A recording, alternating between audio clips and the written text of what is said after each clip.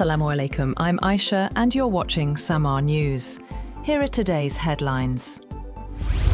US President Donald Trump has said on Wednesday that Iran is eager to reach an agreement with Washington, but stressed that his administration remains unhappy with the terms currently being discussed. Speaking during a cabinet meeting at the White House, Trump has said that Iran's economy was under severe pressure and suggested Tehran had few options other than pursuing a deal with the United States. A senior Iranian Revolutionary Guards official has said the possibility of a renewed war with the United States is low, but warned that Iran's armed forces are fully prepared to respond to any attack. Mohammad Akbarzadeh, the Deputy for Political Affairs of the Islamic Revolutionary Guard Corps Navy, said the likelihood of a new war breaking out is weak. He said the possibility of war is low because of what he described as the weakness of the enemy. Akbarzadeh, however, said Iran's army and armed forces remain fully alert, armed and ready. He said that if war breaks out again, Iran is prepared to give a full response. Iranian state media has released initial details of a proposed memorandum of understanding under which American forces would withdraw from areas surrounding Iran, while the United States Navy would lift the blockade of the Strait of Hormuz. According to the reports, Iran would restore commercial shipping through the Strait of Hormuz within 1 month, with naval activity returning to normal under pre-war arrangements. However, the White House has rejected details published by Iranian state media regarding a proposed memorandum of understanding, calling the claims fabricated and inaccurate. In a response issued from Washington, the White House has said that the information circulated by Iranian media was not based on facts and did not reflect the current situation or ongoing negotiations.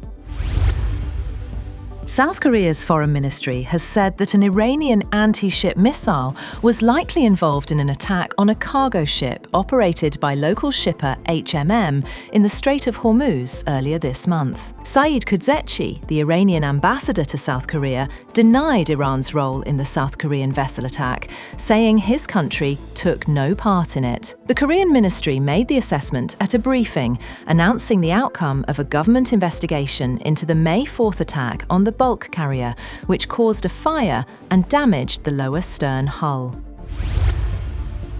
On the other hand, China's Foreign Minister, Wang Yi, has said he hopes parties in the Iran conflict can stay committed to pursuing a ceasefire and continue to meet each other halfway. He told reporters at the United Nations in New York, after chairing a meeting of the 15-member Security Council, that Beijing hopes peace can return to the Middle East as early as possible. Iran said the United States had violated the ceasefire after the US conducted what it called defensive strikes in southern Iran.